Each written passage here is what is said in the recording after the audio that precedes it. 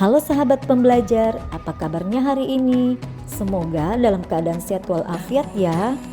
Kembali lagi bersama saya, Ika Puspita, calon guru penggerak Angkatan 7 dari Kabupaten Luwu, Provinsi Sulawesi Selatan.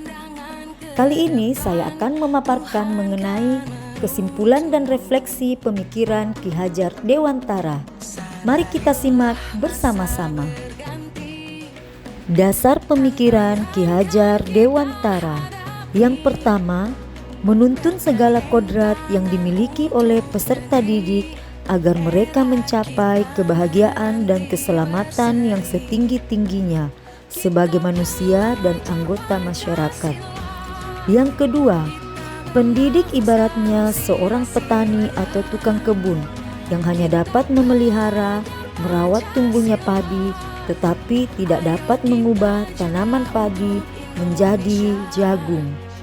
Yang ketiga, pendidikan wajib membentuk karakter, watak dan budi pekerti peserta didik yang diperoleh dari sosok pendidik dan orang-orang di sekelilingnya dan menjadi penyemangat serta sumber motivasi. Yang keempat, bermain. Kodrat anak adalah bermain. Maka kita tidak dapat memisahkan anak dari bermain karena telah menjadi kebutuhan dasar bagi anak dalam mencapai kebahagiaannya. Yang kelima, pendidikan yang berpihak pada peserta didik atau student oriented. Relevansi pendidikan Ki Hajar Dewantara dengan pendidikan abad 21. Ada 3 fase waktu yang mencerminkan relevansi pemikiran Bapak Ki Hajar Dewantara yang dimulai pada zaman kolonial, masa kini, dan masa depan, di mana pada zaman kolonial telah diterapkan pendidikan yang menuntun dan berlanjut pada masa kini, yaitu pendidikan kolaboratif, reflektif, kritis, dan diharapkan di masa yang akan datang akan melahirkan generasi yang humanis, selamat, dan bahagia. Dasar pemikiran Bapak Ki Hajar Dewantara dapat kita refleksikan sebagai berikut. Membina budi pekerti dengan memberikan teladan yang baik kepada peserta didik. Menghamba, memberikan pelayanan kepada peserta didik dengan menerapkan pembelajaran yang berorientasi kepada peserta didik atau student oriented. Menyusun model pembelajaran yang inovatif, kreatif, dan menyenangkan, menstimulasi dengan berbagai permainan. Selanjutnya, merdeka belajar. Pengembangan karakter peserta didik disesuaikan dengan budaya lokal. Membentuk pribadi peserta didik sesuai profil pelajar Pancasila.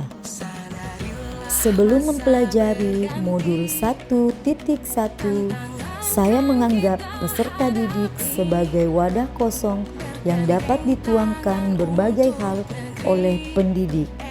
Yang kedua, saya menganggap kemampuan peserta didik adalah sama dalam memahami setiap mata pelajaran. Yang ketiga, saya menganggap keberhasilan dalam belajar hanya diukur berdasarkan pencapaian nilai tertinggi.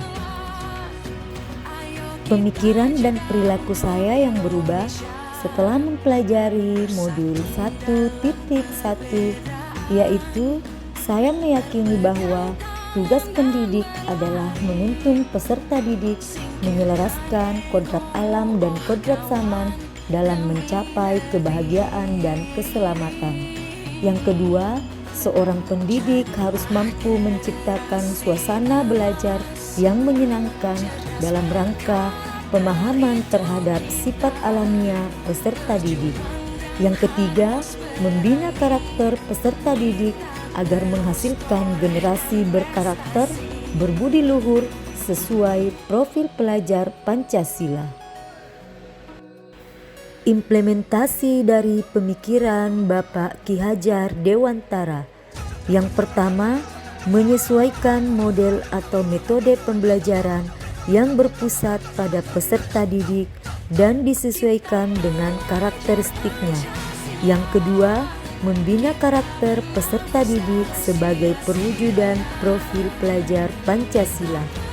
Yang ketiga, membudayakan 3 kata ajaib, maaf, tolong, dan terima kasih, dan disesuaikan dengan budaya lokal yaitu kata tabe dan ieu melalui pembiasaan di ruang kelas dan di lingkungan sekolah.